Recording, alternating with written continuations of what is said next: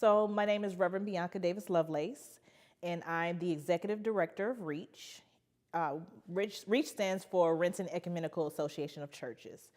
And my particular organization works with the homeless population. We feed the homeless and we also provide shelter for the homeless, and specifically homeless families. So women and children, couples with children, pregnant couples. We give them shelter. We get them off of the street and into shelter. So that's one of the aspects of my job I love, because we actually do the work of actually trying to take care of the poor. And so this is just something that's a part of my everyday, daily form of activism, but I also am, employed to do it. So it's like the best of both worlds. Yeah. So that's what my job is. Yeah. And then what's your role on this campaign, the Poor People's Campaign? So the Poor People's Campaign, I am the tri-chair. So tri-chair, of course, means three. So I'm one of three chairs of the Poor People's Campaign. I serve majority of the Washington area, but we also have concentrated areas as tri-chairs. So my area of concentration is Seattle-King County. Yeah. So could you give me we'll go in and get a little more in-depth and stuff, Right. But could you give me the brief overview, like the summary, what is the Poor People's Campaign?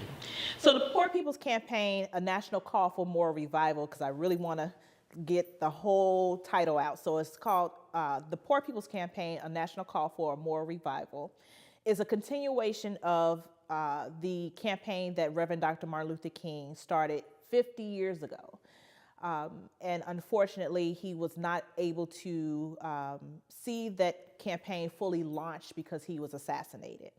And so Reverend Dr. William Barber and Reverend Dr. Liz Theo Harris has come together to kind of take on the torch of bringing people together all over the country to take on this mantle of bringing together poor folks and people of color to address some of the systemic issues that are going on in our communities.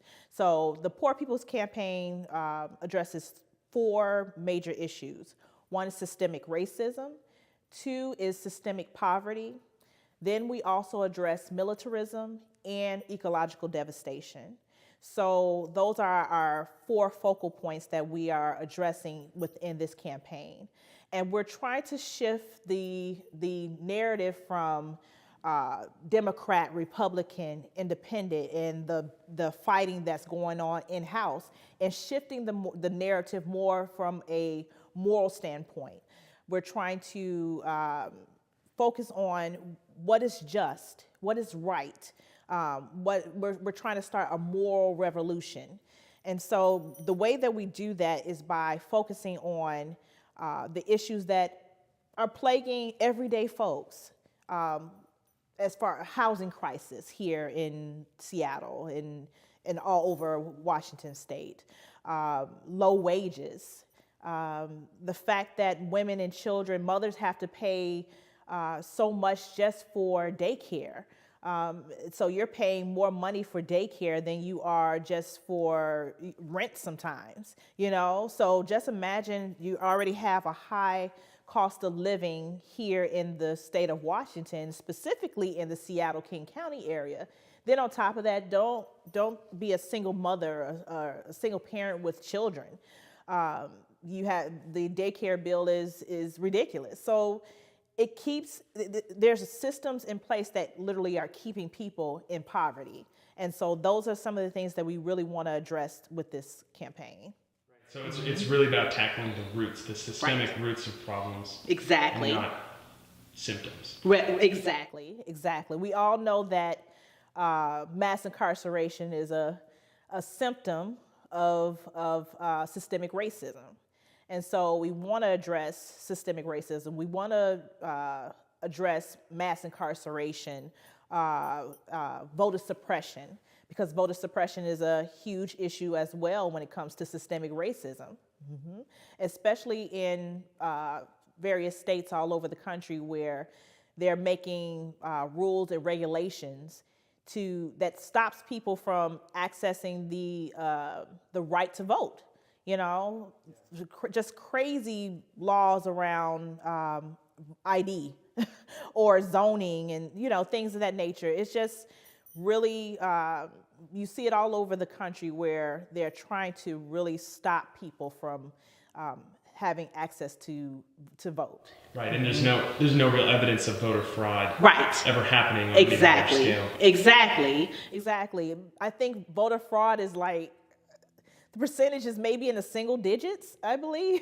And so just the fact that it just shows you how powerful and meaningful it is just to get out and vote if people are willing to suppress your vote and willing to suppress your voice. And so I know that especially millennials, I'm an older millennial. And so as an older millennial, we tend to be a little bit cynical around the election. But at the end of the day, we still need to get out and vote because we have to make our voices heard or we will have the results that we have now. So, you know, speaking of elections, and you mentioned it's not about candidates earlier. You know, this isn't connected with certain elected officials or parties, right? So then but you're still calling on those who are in power to make these big changes. Exactly. We want to hold our elected officials accountable.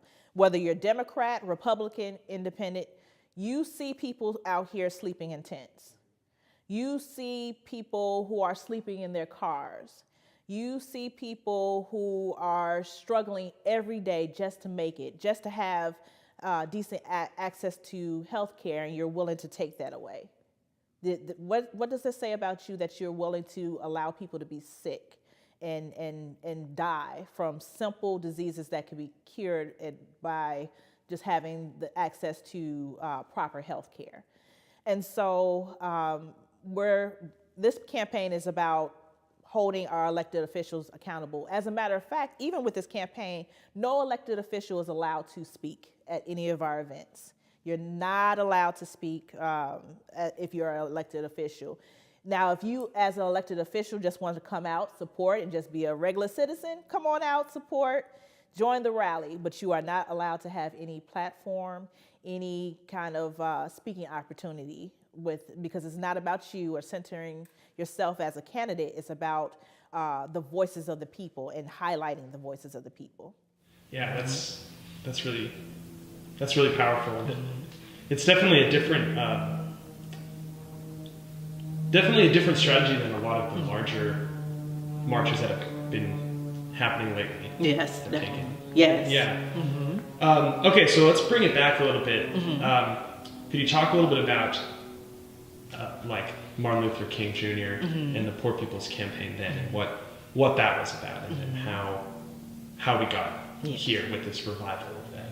So Dr. King started in the 60s, the late 60s actually, and he was traveling all over the South, and he was going to rural areas in the South, and he was seeing the level of deep poverty that existed there. And it wasn't even within communities of color. This was rural white communities that was dealing with a lack of resources. And he thought that it would be good to bring poor whites and people of color together because we were basically all facing the same battle. You know, the difference between someone in the 60s in Chicago and Detroit and as a person of color means that they were living in ghettos. So it just looks a little different. They called them ghettos back then in the late 60s when you're in the inner cities and it was predominantly people of color and people of color and I believe immigrants as well. And so then you go to the rural South in the 1960s and you see people who may not even have access to running water or fresh food or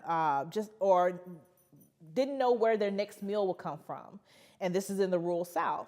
And so he saw that and thought that it would be great to bring people together who are facing the exact same issues, and was able to come together to actually address those issues and bring it to our elected officials.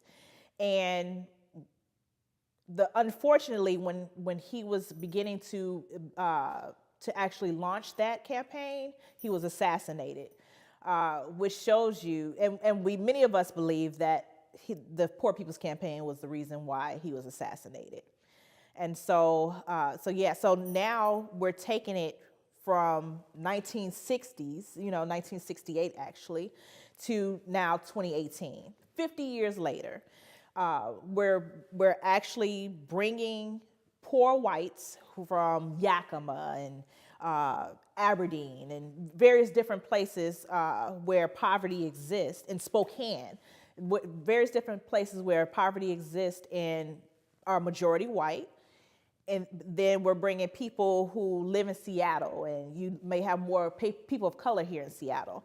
And so who are also facing homelessness. Even with my organization, 46% of the people that we serve who are homeless are of African-American descent. Yes. Which says a lot. And when I think we're maybe 6% of the whole entire state as African Americans here in the state of Washington. So that just shows you that poverty knows no color. Poverty has no color. So we're facing these same kind of issues. So we need to come together and address those issues as people who are facing similar challenges, and of course more power in numbers as well.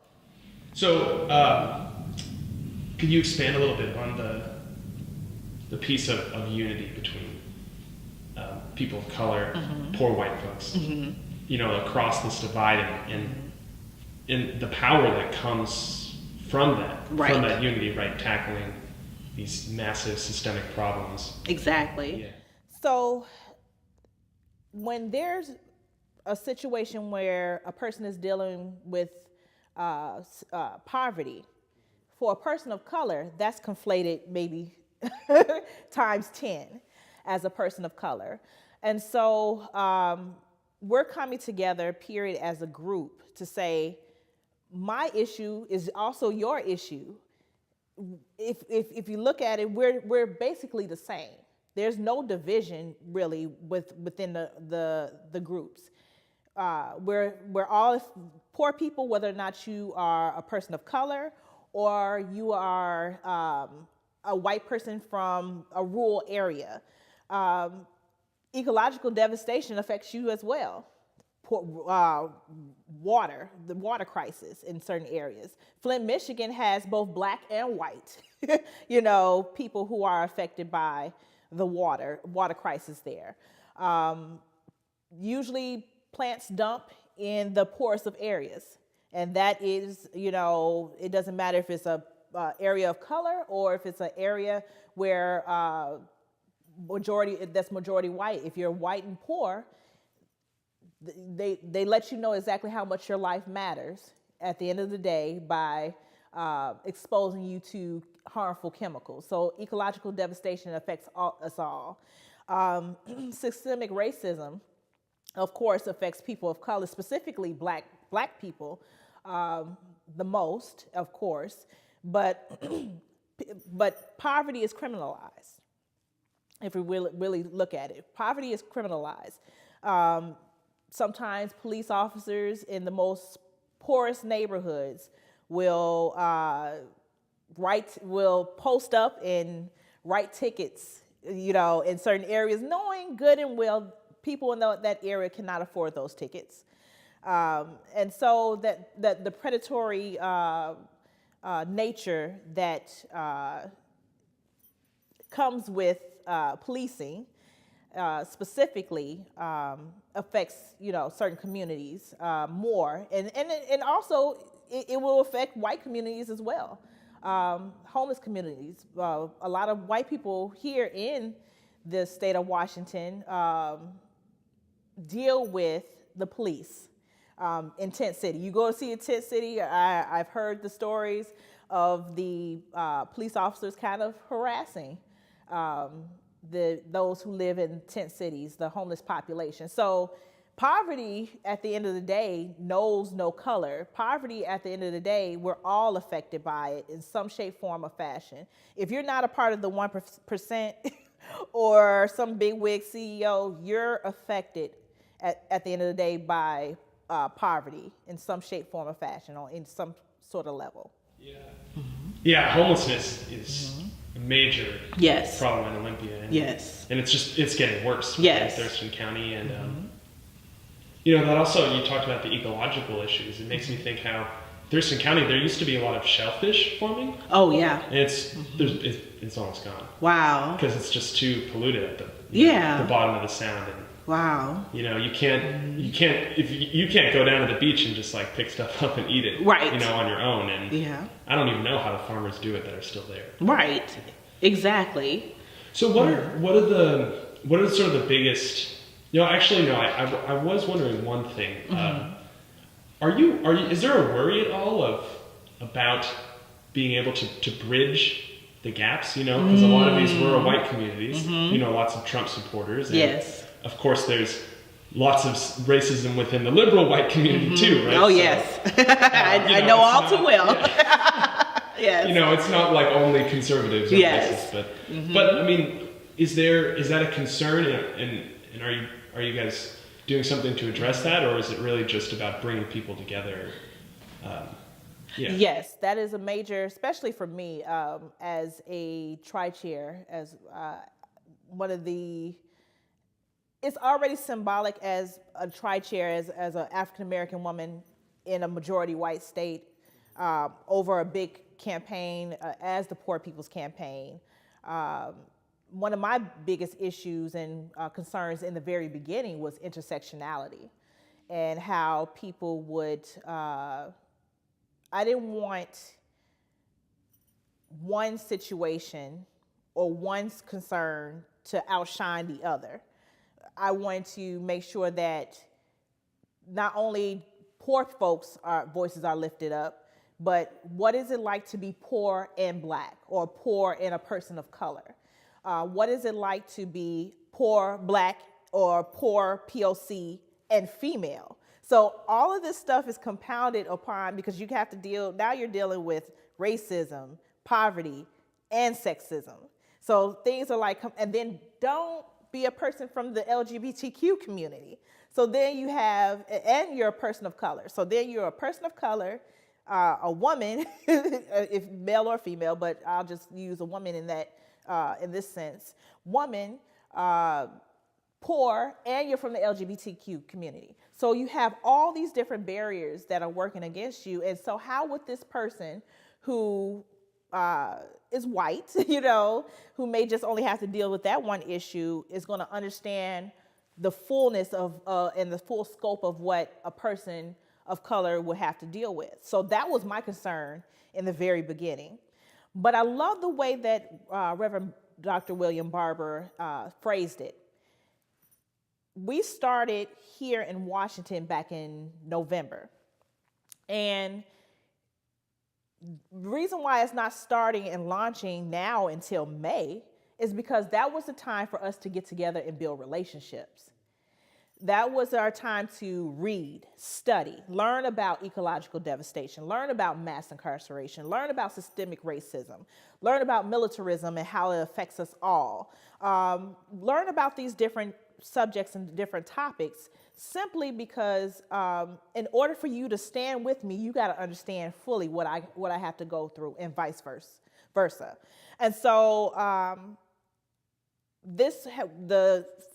the days and months leading up to the massive launch that is about to take place on Monday is simply a situation where we were intentional about building relationships. Like I have the tri-chairs is one woman is white, and then we have another guy, he's African-American male.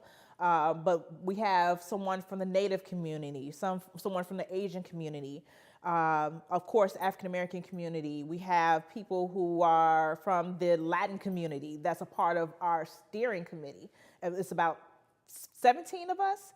And so we come from various different parts of life and walks of life. We have a rabbi on our committee as well. So we come from all different parts of life, but we had to learn to trust each other because it was bumpy in the very beginning, you know, because we had to build trust and had to learn how to work together. And, you know, sometimes when you're dealing with communities of color and you're a person that's white, you have to understand your privilege. You have to understand that there's not going to be automatic trust there because over the years, there has been a breach, you know, in trust. And it's still happening in many ways. If you look at the latest news headlines now, where you can't even be a black person just sitting in Starbucks, and you know, or I think the latest now is Waffle House. You can't just be, you know, without someone calling the police. And there's another one. I think it was sleeping in the dorms in Yale, you know, and this is a student. I remember falling asleep, you know, in the library, you know, back in college, you know. But the simple fact that people of color, and specifically black people, just can't be, that just shows you that there has been a breach in trust. So for us to come together in this campaign and really actively work on be intentional about learning about each other and understanding where we have privileges. Even myself as an African-American woman, I'm straight. So I understand that there's some barriers, of course, that I have, but there's also barriers that others may have if you're a person of color and from the LGBTQ community. So we had to learn about the different issues that each other goes through and learn and be intentional about checking our privilege at the door when it's time for working together. Yeah. So what are the biggest goals and demands? The biggest. Oh wow, we have. I saw the list. Yeah. It's okay. You know. I'll include them. Yeah. Maybe not necessarily this whole list from you, but you know what? Why don't you talk a little bit about that? Well, as far as with that, we want people to have access to health care. Of course, access to health care. We want people to have access to affordable housing. We want people to have access to, when it comes to income. Income inequality is a huge issue. Someone asked me earlier, unemployment is at its lowest. And I'm thinking to myself, I had to tell this person, of course, you know, unemployment is maybe at its lowest right now, but we're talking about, you know, income. You can, if I'm making $8, $9 an hour, you know, that does not suffice in, you know, cities that cost a little bit more to live in. So access to affordable housing is something that is one part of our list as well. We just want people off the streets, not living on the streets, actually being able to be treated as human. And human means that you have access to your basic rights. You have access to health care. You have access to a proper education. The fact that we're spending millions of dollars on bombs and then our schools are falling apart. You pay our teachers pennies, literally pennies, that our teachers have to go on strike in order to be heard. But you have I think they just passed a budget for military spending. That's ridiculous. You know, that the fact that you're spending billions of dollars on military equipment, but yet and still we have tent cities out here. So yeah, so those are some of the areas that we're touching within this Poor People's Campaign. Is just really focusing on healthcare and access to healthcare and people having access to basic human needs. You know, their basic human needs are met rather. So. And what are there's like the big four kind of broad topics? What are those again? The broad topics are systemic racism, systemic poverty, militarism, and ecological devastation. And they're all intertwined. All of them intertwined, some shape, form, or fashion. Yeah, I just think of like Hanford. Oh, yeah. Military, right. Ecological devastation. Yes. One of the poorest communities in the state. Exactly. Large Hispanic community. Right. Yeah. So what's the let's talk about the strategy. What are the as much as I can tell days? you? Yeah. You don't have to tell me the secret. Okay. The 60 days yes. It's 60 days, right? Or is it 40 days? It's 40 days. 40 days. Yes. Okay, my bad. 40 days of mass action. Yeah, talk about that a little bit. So we're going to do 40 days of mass action in Olympia on the legislative steps, so the north steps of the legislative building. At 2 p.m., we'll always have a rally on Mondays going forward. So the first action starts May 14th at 2 p.m. We will be engaging in some direct action. So direct action training takes place at 11 a.m. at First Christian Church. And it's just preparing us for nonviolent moral fusion direct action. So we're preparing to let our voices be heard in the best way that we possibly can do it, in a most nonviolent way that we possibly can, to come out and let everyone know what's going on around the poor people, not only just the Poor People's Campaign, but the topics that we have highlighted earlier. But when it comes to the Poor People's Campaign, so we have the Monday actions for the next 6 weeks. So it's 6 weeks of Monday actions. And then Tuesdays, we will have teach-ins. So we'll actually have teach-ins, and the teach-ins will be live streamed. So they'll be live streamed from DC. So the first week is dedicated to women and children in poverty and the disabled community as well. So women, children, and the disabled community is our first week, theme for the first week. The second week, we're focusing on systemic racism and mass incarceration.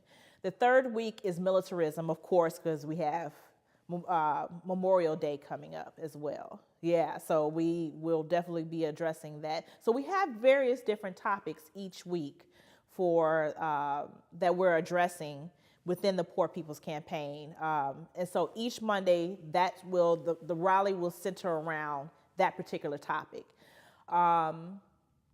Then again, Tuesdays, when we have our teach-ins, that will be live streamed as well, all over the country. So I believe the live streams will take place in DC or maybe North Carolina. So whoever's teaching for that day, we are asking that people come together as organizations, as churches, to actually host the live stream so people can see the live stream teach-ins, so people can have I guess you could say it's like a class, like a mini class, on maybe systemic racism, ecological devastation, systemic poverty. So whatever the theme is for that week, that will be the subject of the teach-in.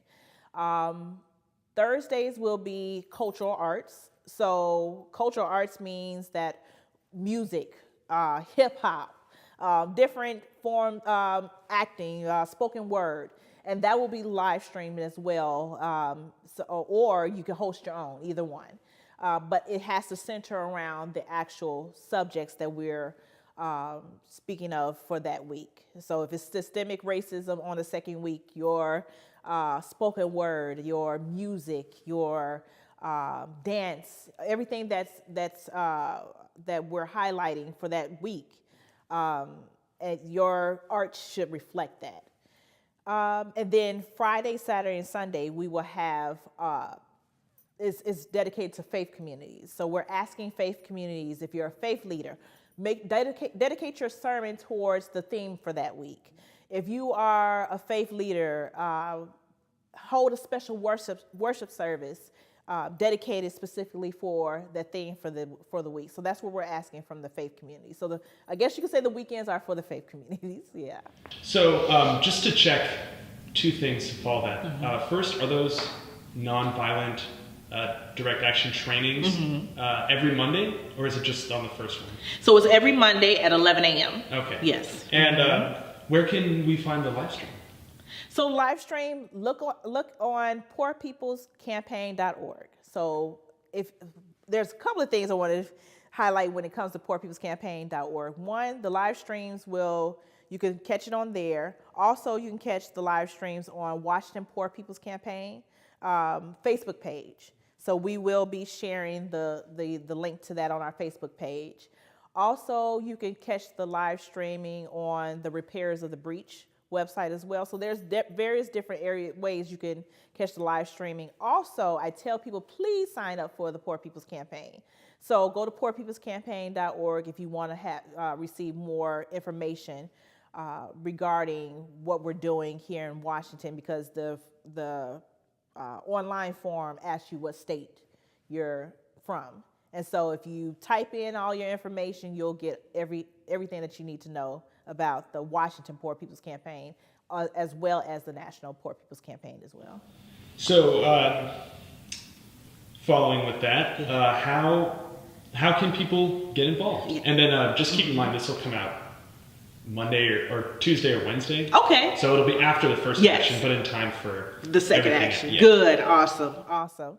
So what was the question? How can people get involved? Well, okay. And thinking of Olympians, people who live right there. So if you're from Olympia, please go to poorpeoplescampaign.org and sign up. Not only that, if you want more information on how to get involved, you can email us at washington@poorpeoplescampaign.org as well. So washington@poorpeoplescampaign.org, and we'll give you more information. We can put you to work in so many different ways. We also need donations because it is not cheap for this campaign. We have poor people who are coming from all over the state. And they're going to need food. They're going to need access to travel. They're going to need lodging, which we do have lodging. That's the good part, is that we actually have lodging from various different churches and faith communities, but and parking as well. So thank you, faith communities, for that. But there are some who can't sleep at the church because they are disabled. They are people who have to have a room specifically for people who are disabled. So we have to put our disabled members of the Poor People's Campaign into actual handicap accessible hotels. So when I tell you that this campaign is not cheap, we definitely need people to donate as well for the Poor People's Campaign, Washington in particular. So we do have links for that as well. But if you, and that's if you can't come and join. I say if you can't come and join, but you want to support us in some way, at least donate $5, $10, $15 towards the campaign, because it's actually helping those who are in this movement and in the fight. Also, again, go to the website and check out our Facebook page. We have Facebook, Twitter, and I think we have an Instagram. Yes. And so you will see plenty of pictures and plenty of film going forward, which will be a good way to see exactly, to keep up with us and see what we're doing. But if you want to get involved, we have just reach out to us via the email or the poorpeoplescampaign.org, and trust me, we can put you to work some way, shape, form, or fashion. That's great. Mm-hmm. So, there might not be an answer to this, and I think this might be the last question, but there might not be an answer to this, but is there something specific for Olympians? Since are you asking for maybe individuals to open up their houses for people to stay in, or calling on more local churches to get involved perhaps, or just, if there's anything specific to Olympia. We need Olympians very bad. So as far as with Olympians, we need people who are willing to open up their places of residence, if they can, to actually house someone, if you feel comfortable doing that. We need you to donate food. Yes, if you could pack lunches and drop them off to First Christian Church or the United Churches of Olympia, that'll be great. Please pack lunches, because we have those who are going to be lodged there in those particular churches, and everybody doesn't have money to go and run and get a $5 meal from McDonald's. So pack lunches, bring granola bars, bring water, bring everything that you can and donate it there. Also, we need Olympians to just really support us, come out and support, because we are there in your house. That's your area. So we need for you to be front and center as well, and your participation is very vital, because that's where all the laws are made. That's where the policies that can make or break a person,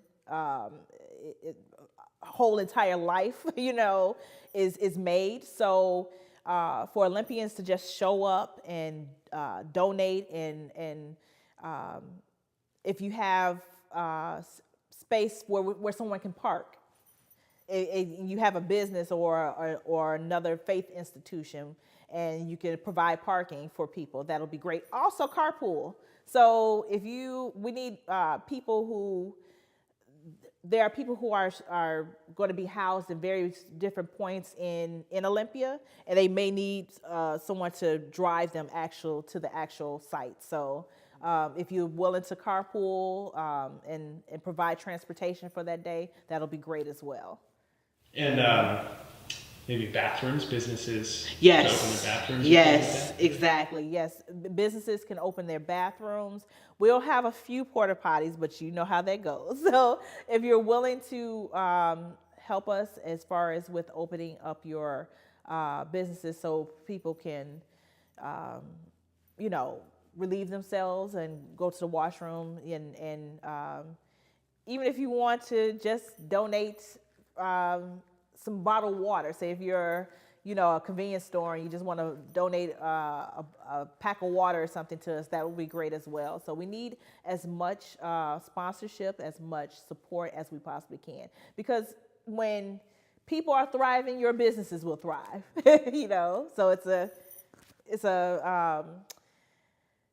it's a mutual beneficial relationship.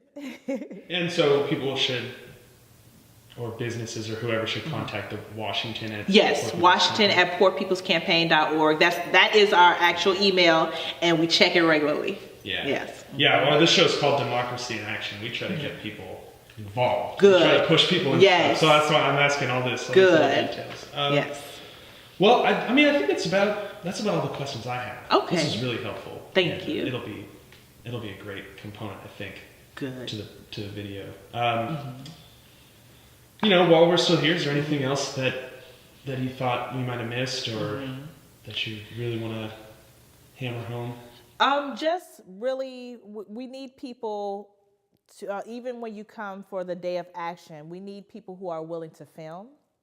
We need people who are willing to take pictures of the march, and simply because, and it's not just to document for, and I'm not just necessarily talking about press, I'm just talking about overall. Because one, this is going to be if everything goes as planned, this is set to be the biggest mass action in United States history. So we're hoping that if everything goes to plan, this will be not only the biggest, but probably the longest, and where people are doing this all over the country. So this is history that's being made. So document history. Not only that, but it holds people accountable. And I say that because, we never know who's out there. And if you're filming and if you're taking pictures, that holds everyone accountable. And we all said that we want to, this is a campaign that's of nonviolence.